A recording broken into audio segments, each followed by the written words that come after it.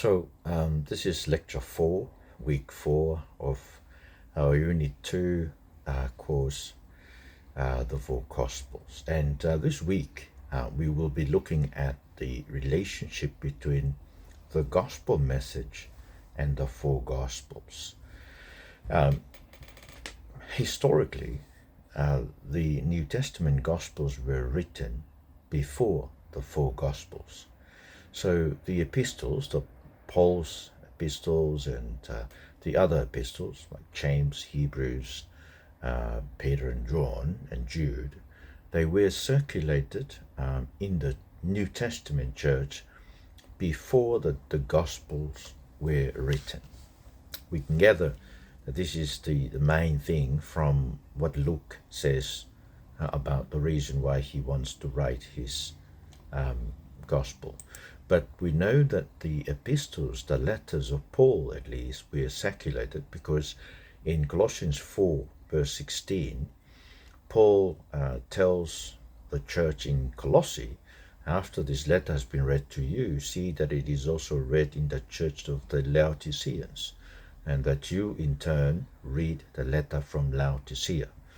And so we've lost the letter to the Laodiceans, but here is a clear indication that the letters of Paul were to be reproduced and circulated amongst the churches. So in other words, the New Testament churches became really familiar with Paul's letters and the concepts and the ideas of Jesus, and through the preaching of Paul and through the writing of Paul, before they received the Four Gospels, which is the story of the gospel they have heard.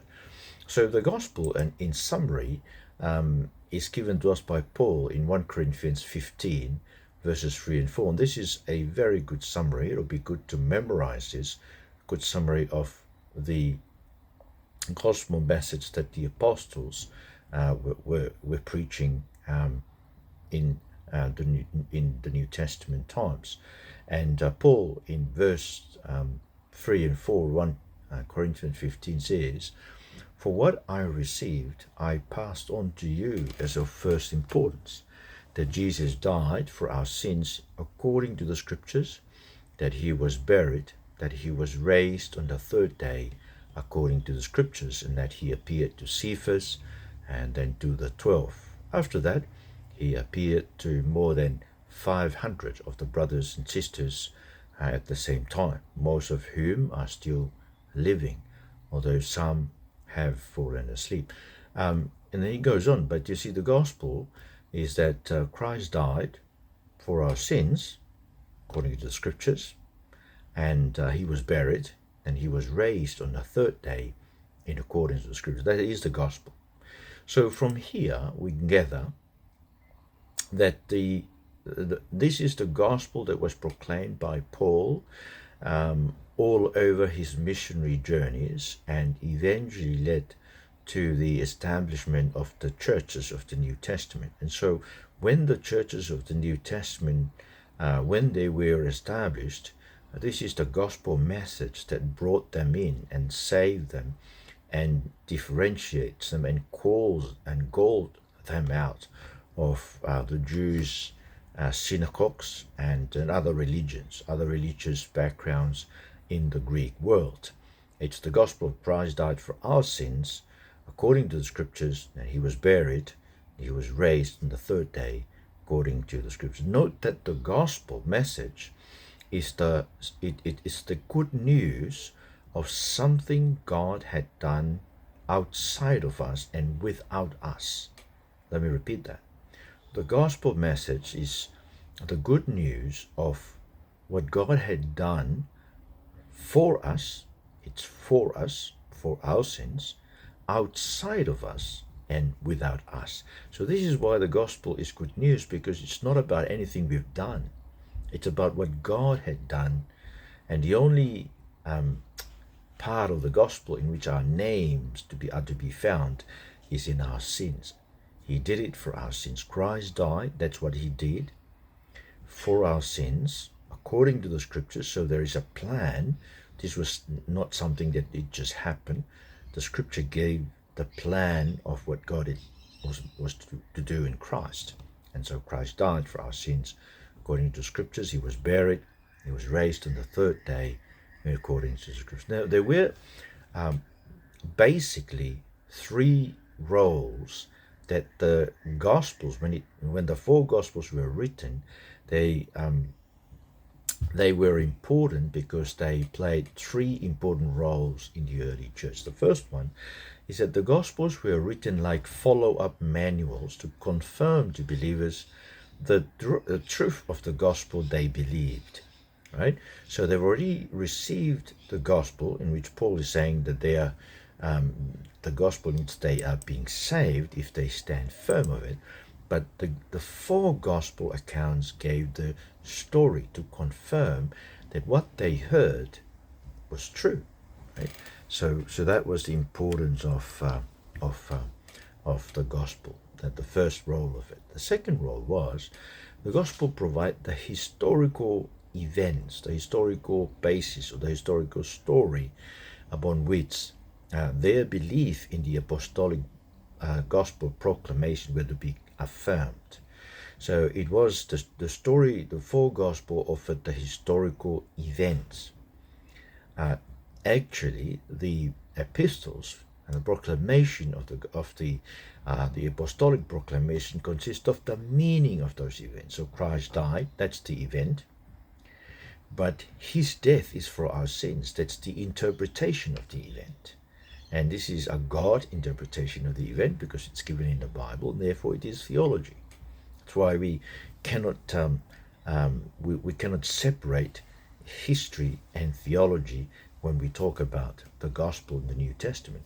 History are the events, the theology is the interpretation of the events. So that's the second role it played. So it was like a follow-up manual to confirm the truth of the gospel they believed.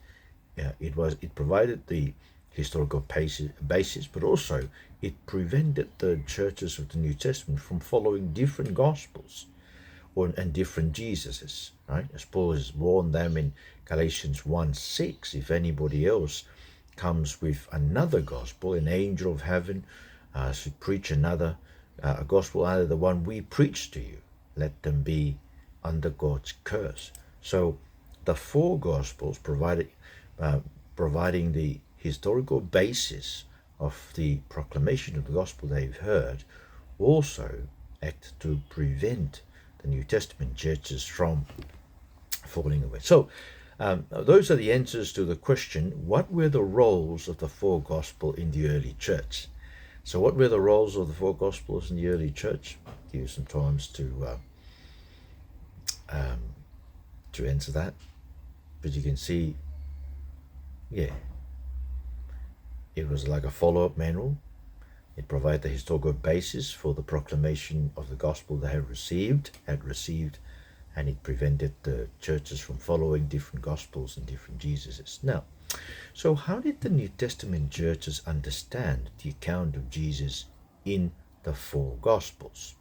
How did they understand it? Because they already heard the gospel proclamation by Paul, and they've received all kinds of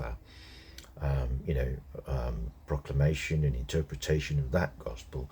But when the gospels come as events of Jesus, how did they understand those historical events? And I take it that they were reading the gospel from the point of view of the concepts they had received and that understood from the gospel proclamation and from the letters of Paul. Okay? Let me repeat that. So they were reading the gospels from the point of view of the letters of Paul. Now, so how did they understand talanoa number 1, the foundational talanoa of the baptism of Jesus by John? Well, when you read through the rest of the New Testament, in Paul's letter, we don't find any reference to John's baptism, but we find in Luke, in Acts chapter 13, verses 24 and 25, Paul is speaking in the synagogue, the worship place of the Jews in Antioch in Pisidia. And he's talking and he's giving an account of the Old Testament. And before he got on to Jesus, he said, But John preached repentance and baptism to all people of Israel. That's Acts 13:24. And he in his preaching, John clarifies that he was not the Messiah, the one Israel was looking for, but there is one coming after me, whose sandals I'm not worthy to untie. Acts 13:25. So in other words, John's baptism was like the the hint through which Israel can come to know who the Messiah is. So John the Baptist, according to Paul, John the Baptist's ministry as the forerunner of Jesus was to identify that Jesus is the Messiah. So secondly, that this is what he also speaks to. Remember Paul in Ephesus, where he found 12 men, probably the first leaders of the Ephesian church, and they were baptized in the baptism of John, but they didn't know the Holy Spirit. And so Paul said to them that John's baptism was a baptism of repentance, Acts 19:4, telling people to believe in the one coming after him, that is Jesus. So here we can see that clearly in Acts 13 and Acts 19, Paul is saying that John the Baptist baptism functions to identify who the Messiah was and who the Messiah is, which is Jesus. Okay, so that's the first way in which John's baptism was understood by the churches. Probably Ephesians church and the church in Antioch in Syria, they understood John's baptism as the forerunner, as just a way of identifying who the Messiah was, so they will believe in the Messiah. John is not the Messiah. The second way in which they understood the baptism of John was that it was through John's baptism that Jesus, who was a sinless human being, got to identify himself with our sins. So John's baptism was a baptism of repentance of sins, but Jesus did not have any sins to repent of, and therefore he had to baptize in John in order to in some ways to identify himself with us. So John's baptism fulfilled all righteousness of God's plan to save us through Jesus by making him who had no sin sinful, so that through his death we who are sinful will be given the righteousness of God. So that's the second way in which the baptism of Jesus in John was understood by the New Testament church. Jesus baptized under John to identify himself with our sins, so he takes away our sins, and therefore he is going to die on the basis of our sins and gives us his righteousness. The third way in which they understood the baptism of John is that in Jesus' baptism, God called Jesus to be our high priest. And this is Hebrews 5, verses 5 and 6. I think we've seen this before, but it's good to be reminded again. Christ did not take upon himself the glory of becoming a high priest, but God said to him, "You are my son, today I've become your father." So he takes, that is, Jesus takes our sins away and makes them his own, so that as the high priest, he will offer himself as the sacrifice of propitiation for our sins. So there you are. Not only he identifies our sins, but he takes our sins away as the high priest who takes the sin of Israel to the presence of God in order to offer the sacrifice for their forgiveness. You see, the sacrifice of Jesus is his own blood. But fourthly, the fourth way in which they understood the Jesus' baptism under John is that as our high priest, as our high priest baptized by John, he is able, that is, Jesus is able to sympathize with us in all our weaknesses. You see, for he himself, in taking our sinful nature upon himself, he is able to be tempted in every way, but remain sinless. So because of that, he's able to help us in our times of need. And this is Hebrews 4:14-16, where we're told we have a great high priest who has ascended into the heaven, Jesus, the Son of God. Let us hold firmly to the faith we profess. For we do not have a high priest who is unable to sympathize with our weaknesses. We have one who has been tempted in every way, just as we are, yet he did not sin. Let us then approach God's throne of grace with confidence, so that we may receive mercy and find grace to help us in our time of need. So those are the four ways in which the New Testament church understood the baptism of John. So the question, I'll stop there, allow you to answer the question. In what ways did the New Testament understand John's baptism in relation to Jesus' ministry? Well, firstly, it was a way of identifying who the Messiah was, Jesus. Secondly, Jesus, the sinless person, taking upon himself our sins, so that he will be able through his death to give the righteousness of God to us. Thirdly, he was called to be the high priest. You know that voice that says, "You are my son." And he was called to be his high priest, take away our sins. And thirdly, that's fourthly, and he now becomes a high priest who is able to sympathize with us and help us in our times of need.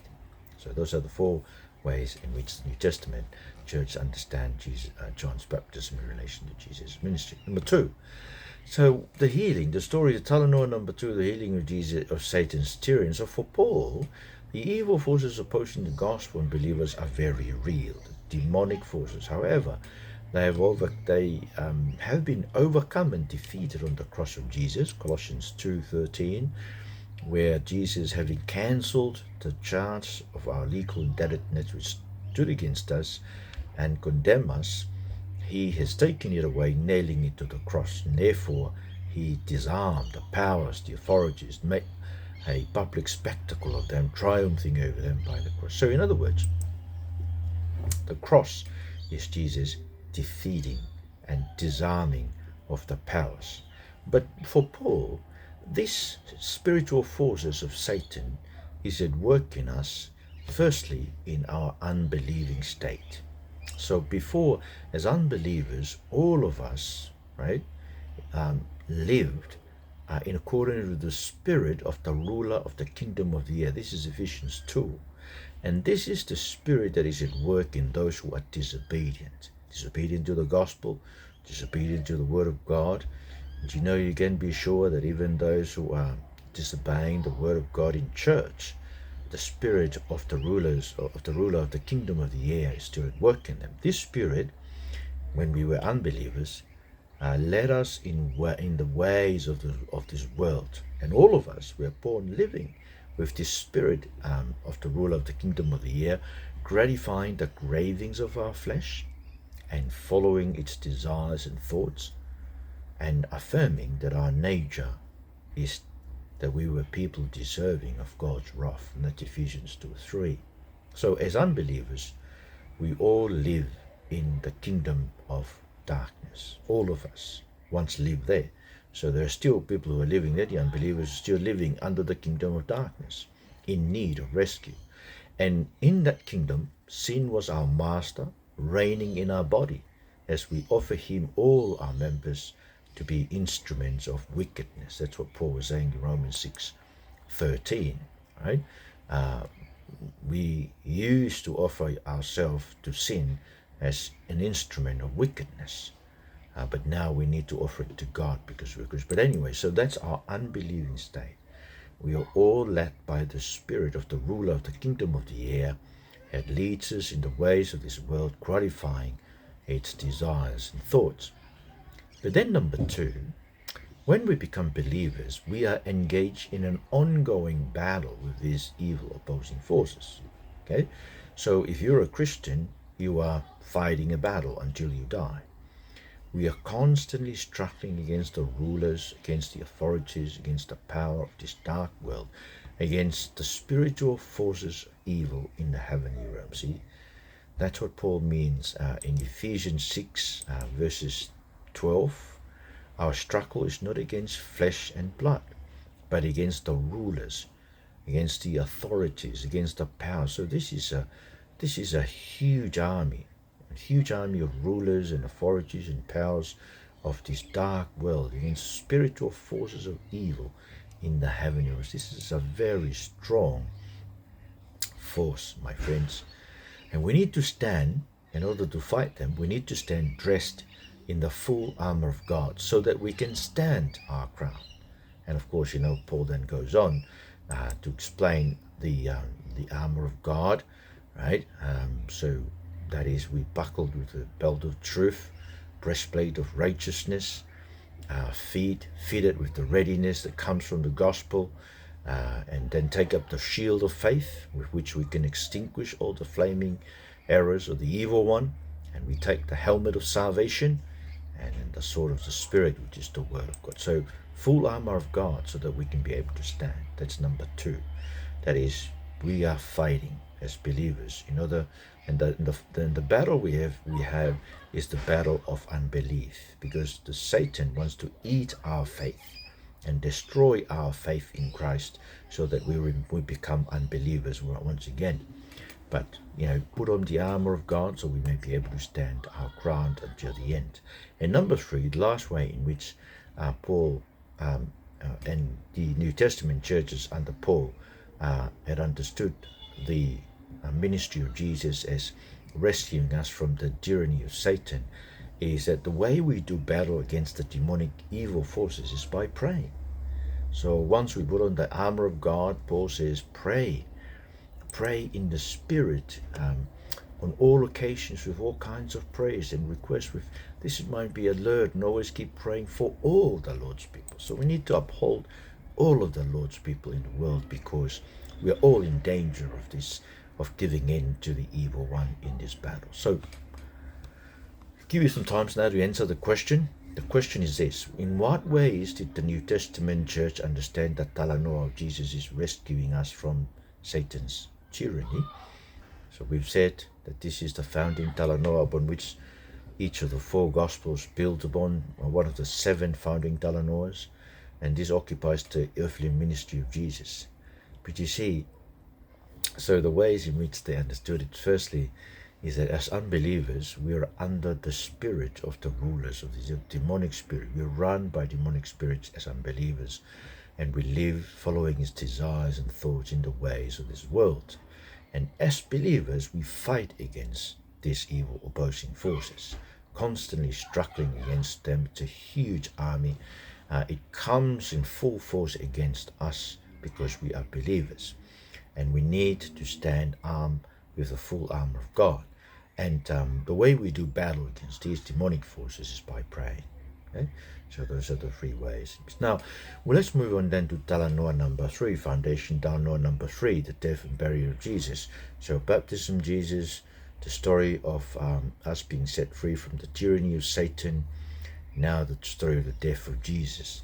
And there are 5 ways in which the churches, at least the churches under Paul, would have understood the importance of the death of Jesus. Firstly, the death of Jesus destroys the evil forces of the heavenlies by disarming them. See, their armor consisted of the charge of our legal indebtedness to God, but Jesus took away that and nailed it to the cross, as I read to you before from Colossians 2:14. So, having cancelled the charge of our legal indebtedness, stood against us and condemned us, he's taking it, nailing it to the cross, and having disarmed the powers and authorities, he made a public spectacle of them, triumphing over them by the cross. So the cross is the triumph of Christ over the evil forces of the heavenlies, disarming them. So when your sins are forgiven, it means the evil one has nothing to accuse you with before God. So that's the first reason. The second reason is the burial of Jesus bears an important meaning in our salvation. Paul says that the burial of Jesus is symbolized in our baptism as believers. So we symbolize that in baptism we are buried with Christ through that baptism into death. So our old self was crucified with him so that the body ruled by sin might be done away with, that we're no longer slaves to sin. That's Romans 6:6. So you see that burial of Jesus is important because we symbolize that in our baptism. We go down, we're baptized into Christ, we die, we're buried, our sins are buried. Okay? We've been crucified with him, the body ruled by sin is done away with as we go down. When we go up, we symbolize that we are a new people, new person. So burial of Jesus is the burial of our old nature when Jesus was buried. Okay? And then he was raised immortal. We are raised spiritually immortal to live with Jesus forever. So, and that will happen and fulfilled in the return of Jesus when we will be raised immortals. Number 3, Jesus in his death is our propitiation is the propitiation for our sins. Now this term is a very unpopular term amongst theologians, but I'm keeping it because it's a very important term. It has to do with the wrath of God, and that is partly why theologians don't really like propitiation, because they don't think God is wrathful anymore. They don't think God is angry with us anymore. They don't like an angry God. But it doesn't matter whether they like it or not. The Bible portrays us an angry God, a God who's angry because of sins. And Jesus is the propitiation for our sins, because he takes away our sins, and therefore he turns the wrath of God away from us upon him. The wrath of God is focused on Jesus on the cross, and he died our sins. All our sins are forgiven. His righteousness is counted to us by faith. See, that's justification by faith. And so he is our atoning sacrifice. That's propitiation, not only for ours, but also for the sins of the whole world. It's propitiation. He is our propitiation. Number 4, Jesus' death demonstrates the righteousness of God in justifying sinners in his presence. This is what Paul means by saying that in the gospel, the power of God is revealed. The righteousness of God is revealed. So what is the righteousness of God revealed in the gospel? That God has done the right thing in justifying us. Now, you see, we're all guilty, condemned because of sins, and for God to pronounce us righteous and justified, well, our sins must be dealt with. His justice, the justice of God, calls for us to be condemned because we are undeserving of God's grace and salvation. But because of Jesus' death, right, God has done the right thing. That is, Jesus' death is my punishment, your punishment.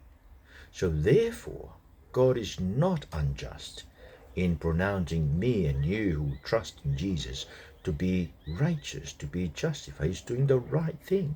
He cannot be condemned as a wicked judge or an unjust judge, okay, who he just swept everything under the carpet and got us into eternal life. God is not like that. In Jesus, he proves to be righteous in justifying you and me, because our sins have been paid for in full through the death of Jesus. And therefore, God can be, as Paul says in Romans 3:25 and 26, and God presented Christ as a sacrifice of atonement, that's propitiation, through the shedding of his blood to be received by faith. He did this to demonstrate his righteousness. Do you see that? Because in his forbearance he had left the sins committed beforehand unpunished. So all the sins of David and all the sins of the Old Testament people, he left those things unpunished. He did it to demonstrate his righteousness at the present time, so as to be just and the one who justifies those who have faith in Jesus. He's the one who justifies us, right? He justifies us, and he's just in justifying us because he has paid fully for our sins. Our punishment has been taken by Jesus. So this is why it's important for you and for me to make sure that you trust in Jesus, and we keep on praying that we will continue to stand firm in that and never give up. And and then number 5, the reason number 5, the last reason how the New Testament church had understood the death of Jesus. Jesus' death opens a new and living way through the curtain that is his body, so we can have confidence to enter the most holy place in heaven. Do you remember that Moses went up the mountain and he saw the most holy place in heaven? Then he was told to come down and to build a tent, which is a copy of what he saw in heaven. The real tent is in heaven. The real most holy place is in heaven. But Moses built the tabernacle, which eventually became the temple, to be a copy of that. And so here on earth, that the high priest Moses will have to offer sacrifices once a year, and that's the only time they can enter the most holy place, on the day that they call the Day of Atonement, the 10th day of the 7th month. But through the death of Jesus, we're told in Hebrews 19 that Jesus opens a new and living way through the curtain that is his body, so we can have confidence to enter the most holy place in heaven through prayer. Yes, we enter the most holy place in heaven through prayer, because we come boldly into the throne of grace. The throne of grace is the throne of God, to ask him for mercy and grace to help us in our time of needs, Hebrews 4:14-16, but also in our death, because we are appointed, Hebrews 9:25, we are appointed to die once and then to face judgment. You see, but we Christians, our judgment has been taken on the cross, and therefore we go in to the most holy place so that we may have fellowship with the Lord, be with the Lord until he returns, and then we will appear with him, and our new body, our resurrection body, will be given to us, and then we will live with him in heaven forever. So, in what ways did the New Testament church understand the talanoa of Jesus' death on the cross? 5 things, okay? So, destroys the forces of the heavenly, the evil forces, the demonic forces, and that accuses us of our sins. But he took our sins, nailed it to the cross, so disarming those evil forces. Burial of Jesus means that sins, our old nature, is done away with, so we can be raised as new people living new life. Jesus is a propitiation, turning away the wrath of God from us. Number 4, Jesus' death demonstrates the righteousness of God in justifying sinners like us in his presence, because our punishment has been taken by Jesus, and therefore God is just in justifying us, because punishment has been dealt with for our sins. His justice is accomplished through the death of Jesus. And then number 5, he opens a new and living way through the curtain of his body, so that we can enter through prayer, and we can enter in death.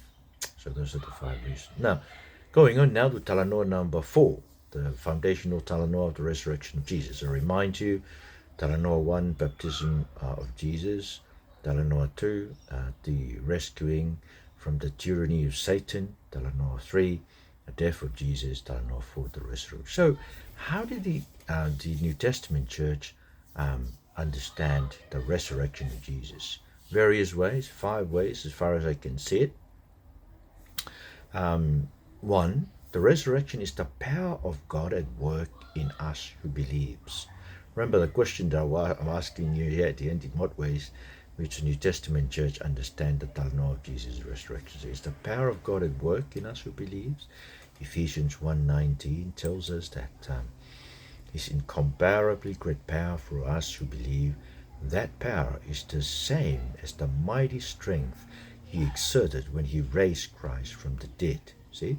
Same power is at work in us who believe.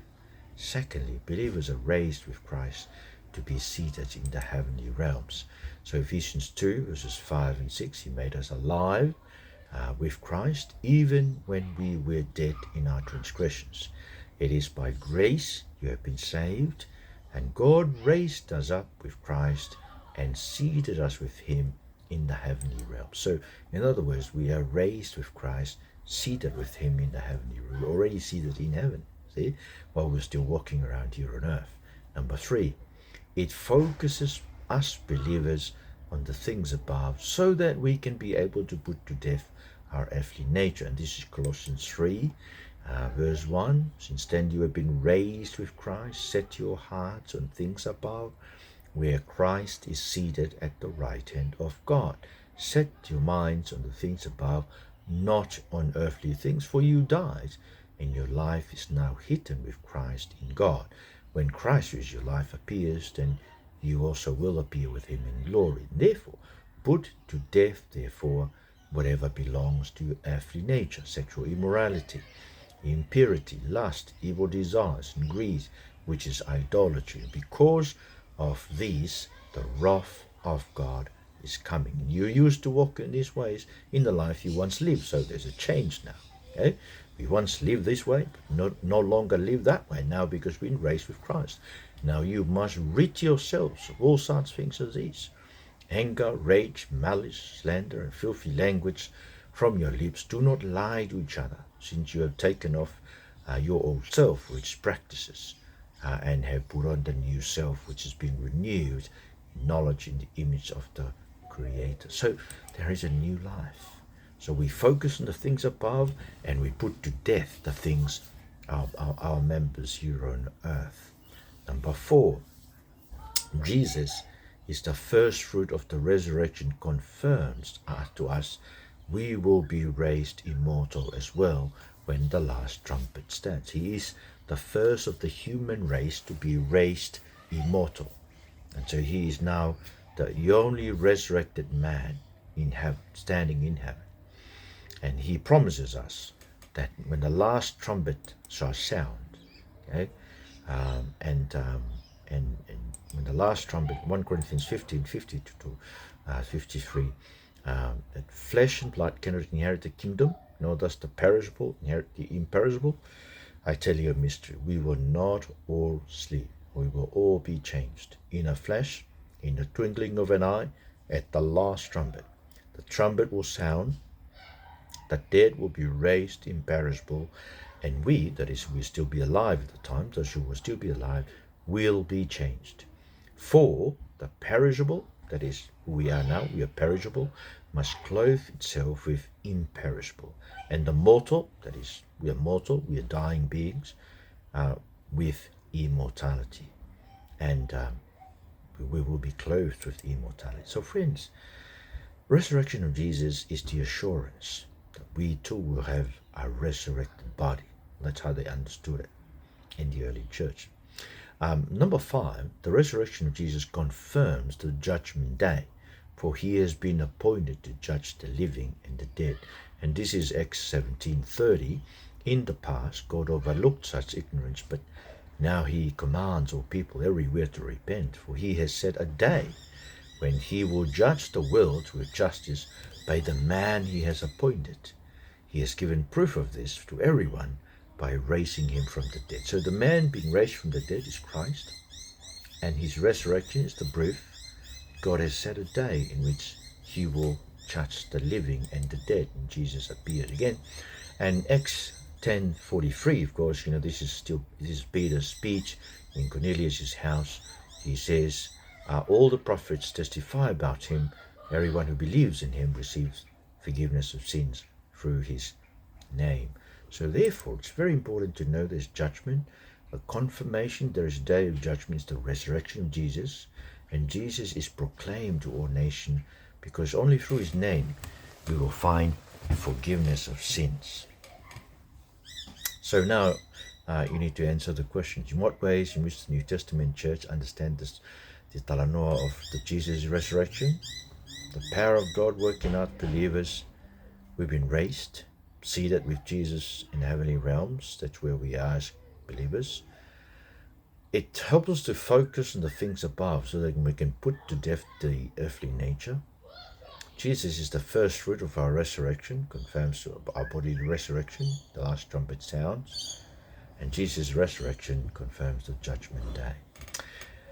Let's now move on to talanoa number 5, the resurrection appearances of Jesus. So, baptism of Jesus, rescuing from tyranny of Satan, death of Jesus, resurrection of Jesus, resurrection appearances of Jesus. That's talanoa number 5 of the 7 foundational talanoas of the 4 gospel.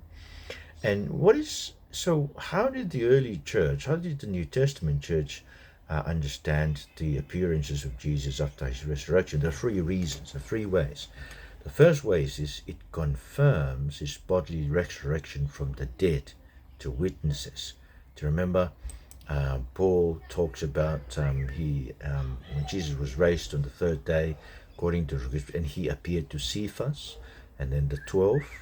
After that, he appeared to more than 500 of the brothers and sisters at the same time. So, most of whom are still living, though some have fallen asleep. Then he appeared to James and to all the apostles, and last of all, he appeared to me also as one abnormally born. So, in other words, it confirms, his appearances confirms that Jesus is risen from the dead. You remember that some people in the church in Corinth did not believe in his resurrection.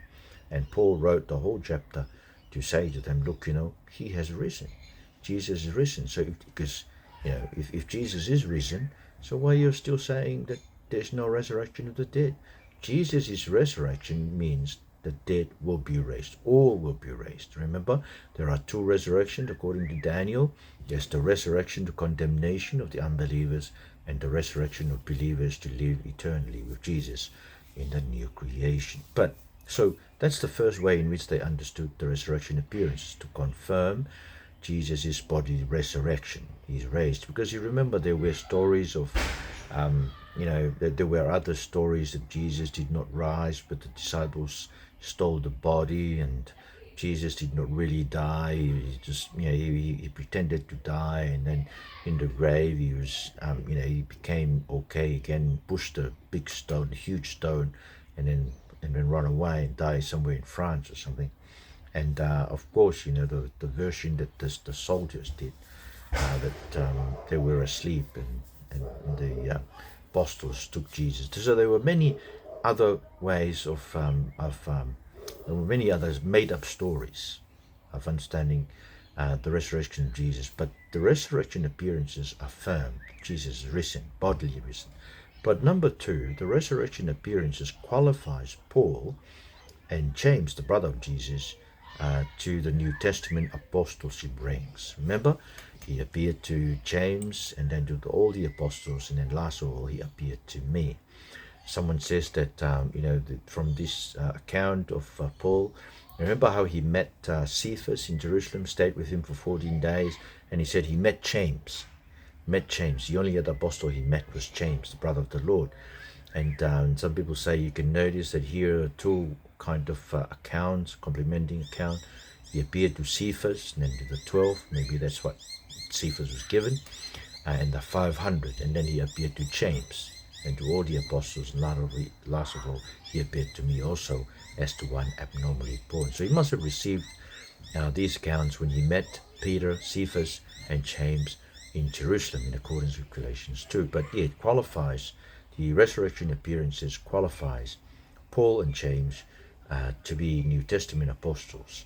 As we said, there's no more apostles today because you can't see, if you can't see the resurrection of Jesus, you can't be an apostle of the church. Number three then, in all his resurrection glory, Jesus walks with his suffering people here. So it's considered an appearance because he showed himself to John, the island of Patmos, that he's still walking with us. I turned around and see, this is Revelation 1:12, the voice speaking to me. And when I turned, I saw 7 golden lampstands, and among the lampstands was someone like a son of man dressed in the robe, reaching down to his feet, and with a golden sash around his chest. The hair on his head was white like wool, as white as snow. His eyes were like blazing fire. His feet were like bronze glowing in a furnace, and his voice was like the sound of rushing waters. In his right hand he held 7 stars, and coming out of his mouth was a sharp, double-edged sword. His face was like the sun, shining in all its brilliance. So that's the reason Jesus, the lampstand is the churches, 7 lampstands of churches. He stands, he walks with us as we suffer in this world, because that's what John. So his power is especially, his resurrection power is especially revealed in us when we suffer for him, because he shows to be the person who walks with us, strengthening us not to give up hope, not to give up our faith because of our suffering, whether it's incurable disease, or a broken marriage, or a failed marriage, or difficult marriage, or hard relationship with children, or just a stress or some of the mental sicknesses that we face, whatever it is, the power of the risen Jesus standing with us is usually strongly manifested when we go through suffering, because he's the one who stands before us to urge us. So, in what ways did the New Testament church understand the talanoa of Jesus' appearance after his resurrection? Well, his appearances confirm that he confirms his bodily resurrection, qualifies Paul and James to be apostles of the New Testament, and he appears to walk with his church here on earth as we face suffering. Tower number 6, the proclamation of Jesus to the nations. Proclamation of Jesus to the nations. So remember the sixth, so baptism of Jesus, the rescuing from the tyranny of Satan, death of Jesus, resurrection of Jesus, appearances of Jesus, proclamation to the nation. So how did the churches of the New Testament under Paul and other apostles, how did they understand the proclamation, the importance of the proclamation of Jesus to the nations? Then there are 4 reasons I can gather. For Paul, gospel proclamation is the proclamation of God's revealed mystery. Proclamation of God. And that mystery is that the Gentiles, mystery, this is Ephesians 3:6. Through the gospel, the Gentiles are heirs together with Israel, members together, one body, and sharers together in the promise in Christ Jesus. Remember, the promise was given to Abraham and to David just for them. And that was the mystery. The mystery was that in those promises, the Gentiles were included. But only in the gospel of Christ it's now revealed, and therefore it must be proclaimed to the nation. Number 2, gospel proclamation gives Gentiles hope of having lived in a situation of hopelessness.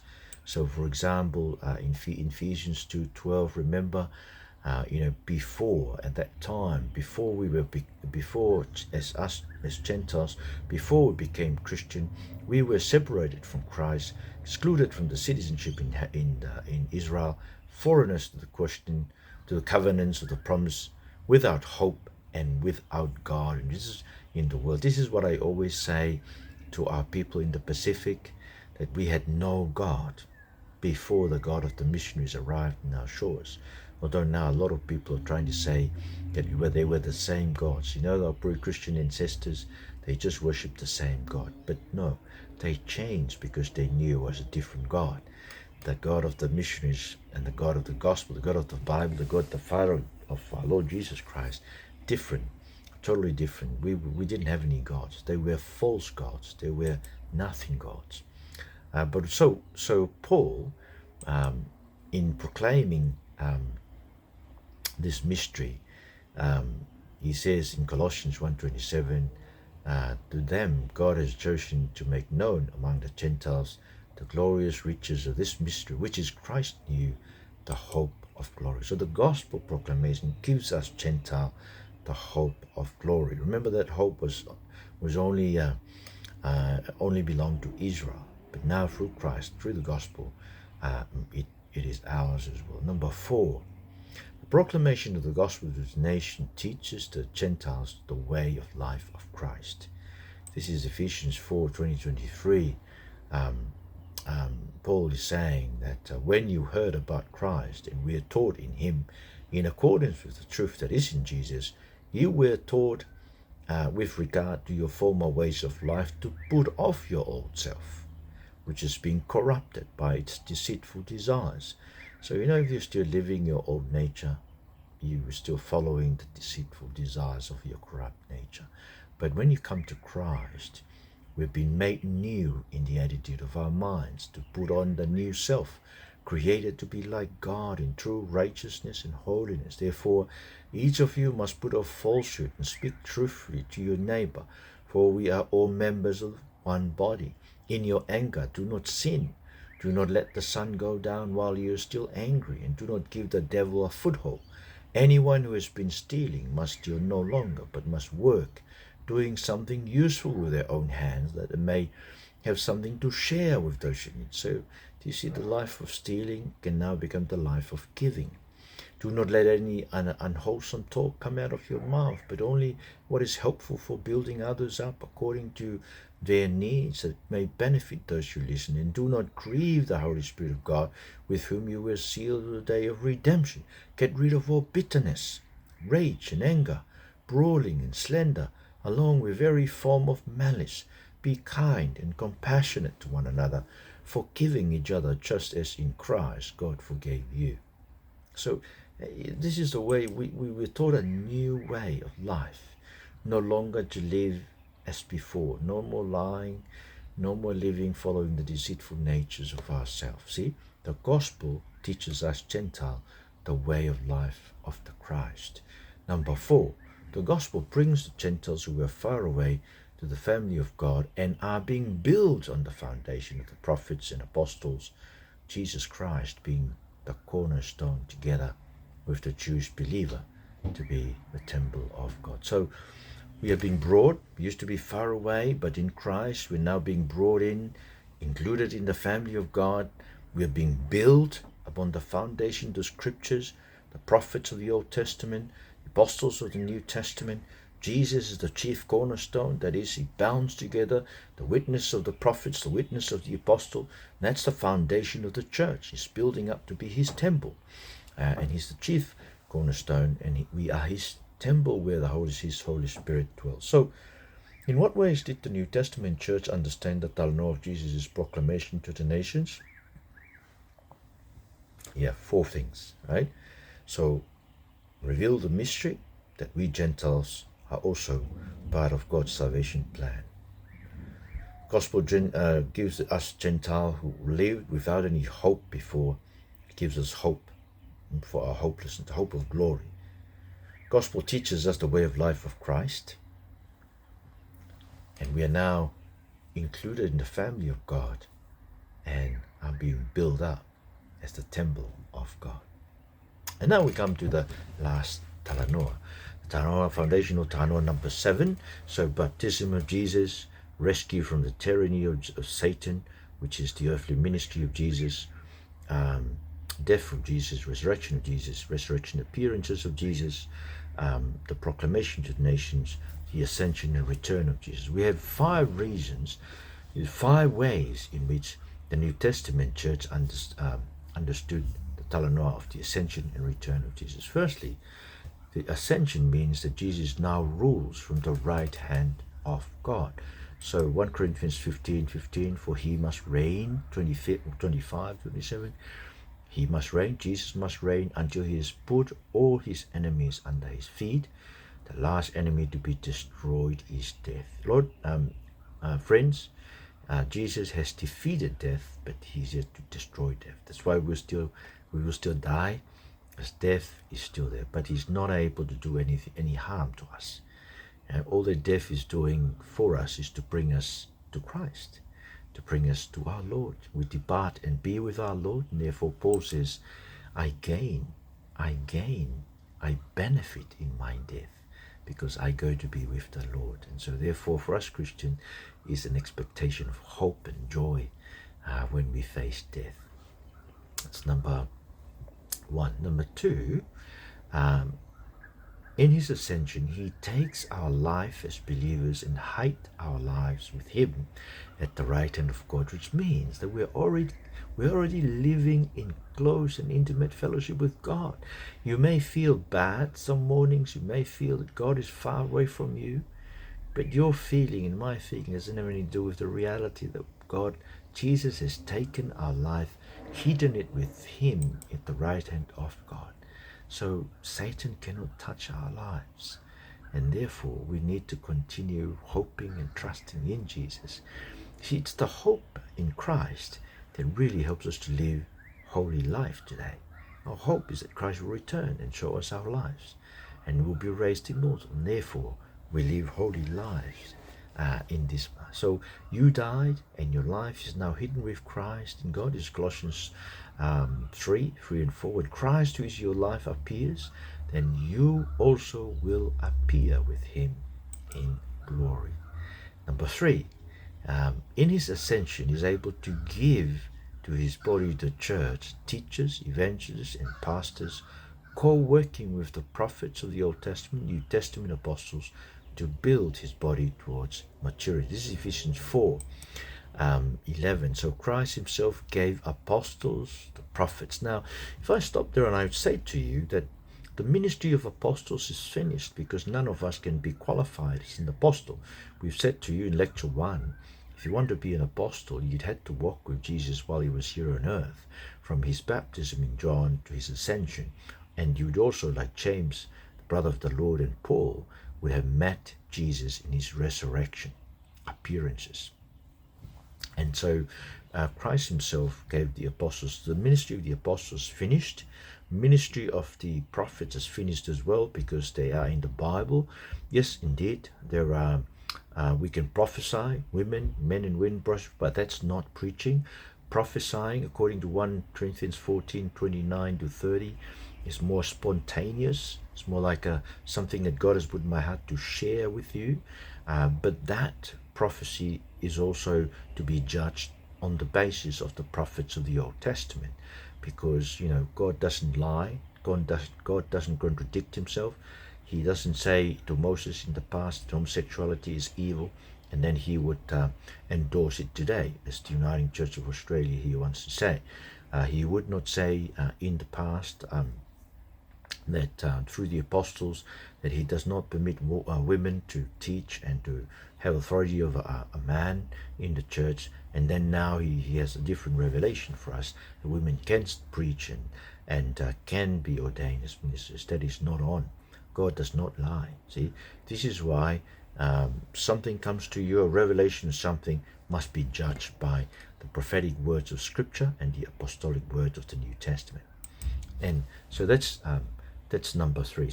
So we are co-workers of the apostles as ministers, as pastors, as evangelists. We are co-workers of the apostles of the New Testament and the prophets of the Old Testament to build the body of Christ towards maturity, so that we will be focused on one faith. We come to an understanding of what faith in Christ entails, and therefore live that faith in maturity of life. But number 4, the ascension means that Jesus will return to condemn unbelievers and the opponents of the gospel. 2 Thessalonians chapter 1 verse 6, God is just. He will pay back trouble to those who trouble you and give relief to you who are troubled, and to us as well. And this will happen when the Lord Jesus is revealed from heaven in blazing fire with his powerful angels. He will punish those who do not know God and do not obey the gospel of our Lord Jesus. They will be punished with everlasting destruction and shut out from the presence of the Lord and from the glory of his might on the day he comes to be glorified in his holy people and to be marveled at among all those who have believed. And this includes you, because you believed our testimony to you. So there you are, right? Jesus will return to condemn and punish believers and the opponents of the gospel. We've got to make sure that we're not part of those unbelievers, those in whom the spirit of disobedience that we saw before in our unbelieving state, the spirit of disobedience still at work even in the present time. And number 5, believers will be gathered to Jesus in his return by rapture. I believe in rapture because the Bible says so. For the Lord himself will come down, this is 1 Thessalonians 4:16, come down from heaven with a loud command, with the voice of the archangel, with the trumpet call of God, and the dead in Christ will rise first. After that, we who are still alive and are left will be caught up together with them in the clouds to meet the Lord in the air, and so we will be with the Lord forever. Therefore, encourage one another with this. We need to encourage one another with the fact that we'll be raptured. But you see, this is how they understood talanoa of the ascension, the return of Jesus. So in what ways the New Testament church understands the talanoa of the ascension and return of Jesus? So those 5 ways. He rules the right hand of God. He takes our life and hide them in the right hand of God with him. He's able to give evangelists, teachers, pastors, co-workers of the Old Testament prophets and Testament apostles to build his body to maturity. he will return to condemn unbelievers and opponents of the gospel.